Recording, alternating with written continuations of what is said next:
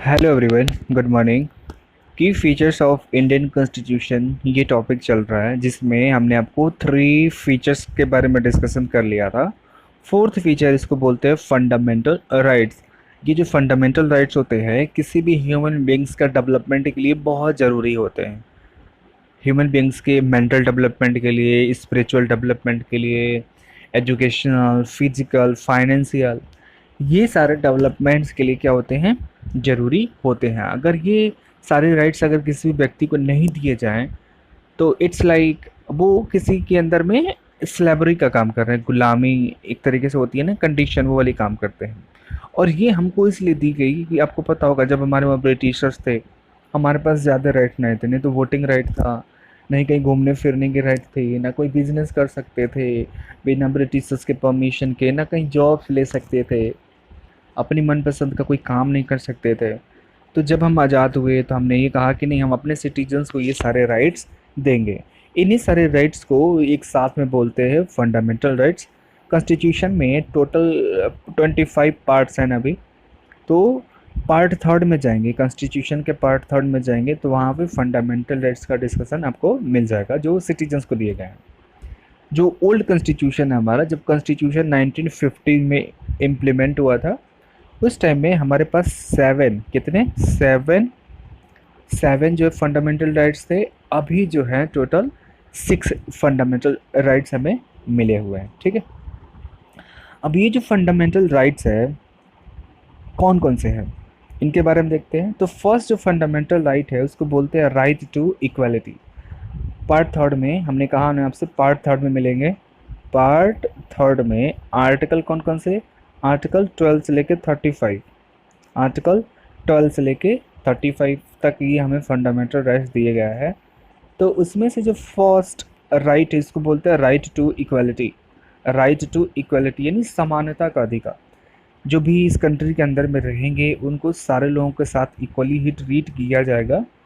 इस प्रकार के राइट को बोलते हैं हम लोग right to equality. Means all the person are equal before the law. अगर कोई कानून बनाया गया, कोई भी कानून बनाया गया, उस कानून की नज़र में सारे लोग क्या हैं, बराबर हैं। आप कोई गलती करेंगे तो कानून में लिखा है कि 5 साल की सज़ा होगी। तो वही गलती अगर प्राइम मिनिस्टर, प्रेसिडेंट भी कर दें तो उनको भी 5 साल की ही सज़ा होगी। उनको जो है 3 साल की सज़ा नहीं दी जाएगी, उनकी सज़ा कम नहीं की जाएगी। तो all the person are equal before the law. कानून के सामने सारे के सारे लोग क्या हैं, बराबर हैं। अगर कानून में बात कहा गया है कि आप ग्रेजुएशन करके किसी भी जॉब के लिए अप्लाई करते हैं, तो वो केवल ऐसा नहीं है कि अगर आप लेडीज़ हैं या फिर आप जेंट्स हैं, बॉय हैं, गर्ल हैं, या फिर बहुत ज़्यादा फाइनेंशियली वीक हैं, तो वो जो है उसमें आप पार्टिसिपेट नहीं कर सकते। ऐसा कोई भी क्राइटेरिया फिक्स नहीं किया जा सकता। क्यों? क्योंकि हमें आर्टिकल 14 में राइट टू इक्वलिटी मिला है, जो ये बात कहता है all the person are equal before the law. This means all the person shall be equally protected by the laws of the country. इसका मतलब एक और होता है कि कोई भी अगर लॉ कंट्री के अंदर में बनाए जा रहे हैं तो उनसे सारे सिटीजन्स को क्या करना है, प्रोटेक्ट करना है। It's also state that no citizen can be discriminated against the basis of their religion, caste और द सेक्स।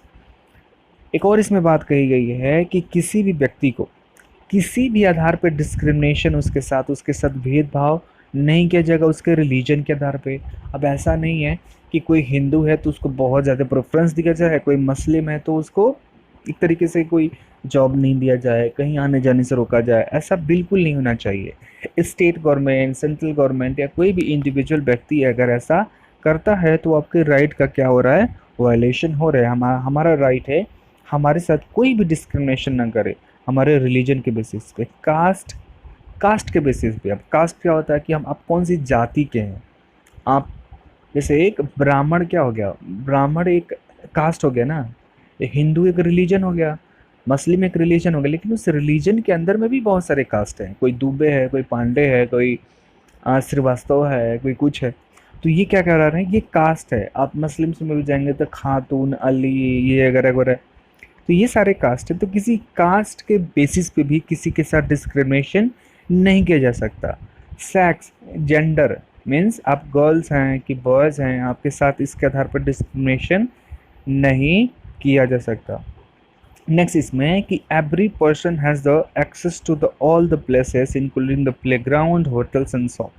जितने भी लोग होंगे, भले वो दलित क्यों ना हो, अगर वो किसी प्लेग्राउंड में जाना चाहते हैं वो जा सकते हैं, किसी होटल में जाना चाहते हैं जा सकते हैं, किसी शॉप में जा सकते हैं, किसी चीज़ को खरीदने के लिए वो जा सकते हैं। जितनी भी पब्लिक प्लेस है वहाँ पे जा सकते हैं। अब ऐसा नहीं कि होटल्स में आप जाएंगे रहने के लिए तो पहले आपसे पूछे कि आप कौन से कास्ट के हैं, आपने कह दिया आप तो एसटी कैटेगरी से आते हैं, एससी हैं, तो वो आपको होटल में जाने से करके नहीं हम एससी लोगों को होटल में आने नहीं देते, ऐसा वो नहीं कर सकते। ऐसा अगर वो कह रहे हैं तो वो आपके राइट टू इक्वलिटी का वायलेशन हो रहा है। राइट टू इक्वलिटी क्या बोलता है कि हमारे साथ किसी भी टाइप का डिस्क्रिमिनेशन रिलीजन के बेसिस पे, सेक्स के बेसिस पे, कास्ट के बेसिस पे आप नहीं कर सकते। और आल्सो स्टेट्स गवर्नमेंट, जो भी स्टेट गवर्नमेंट होती है, तो वो स्टेट की बात हो रही है, यानी सेंट्रल गवर्नमेंट हो गई, लोकल गवर्नमेंट हो गई, या फिर सेंट्रल गवर्नमेंट, स्टेट गवर्नमेंट या लोकल गवर्नमेंट, इन तीनों लोगों से कहा जाता है कि वो किसी को भी एम्प्लॉयमेंट में भी डिस्क्रिमिनेशन नहीं करेंगे। एम्प्लॉयमेंट का मतलब जब जॉब देने की बात आती है तो उनमें भी आपको डिस्क्रिमिनेशन नहीं करना है। लेकिन और साथ में ये भी बोला गया है कि जो अनटचेबिलिटी है वो बैन है। अनटचेबिलिटी का मतलब आप देखे होंगे गांव में बेसिकली क्या होता है कि जितने भी दलित कम्युनिटी होते हैं उनको टच करने में ना कतराते हैं कौन लोग, हायर कास्ट के लोग, तो उसको बोलते हैं अनटचेबिलिटी, बोलते हैं कि भाई हम आपसे अगर छू आपके शरीर हमने टच कर लिया तो हम अपवित्र हो जाएंगे, हमें पवित्र होने के लिए गंगा स्नान करना पड़ेगा, ये फलाना ढिमकाना। तो ये सारी चीज़ें वो लोग बोलते हैं, ये कम्प्लीटली क्या कर दिया गया है, बैन कर दिया गया है। अगर आपके साथ भी अगर कभी ऐसा हो तो आप उनसे बोलिए कि हमारा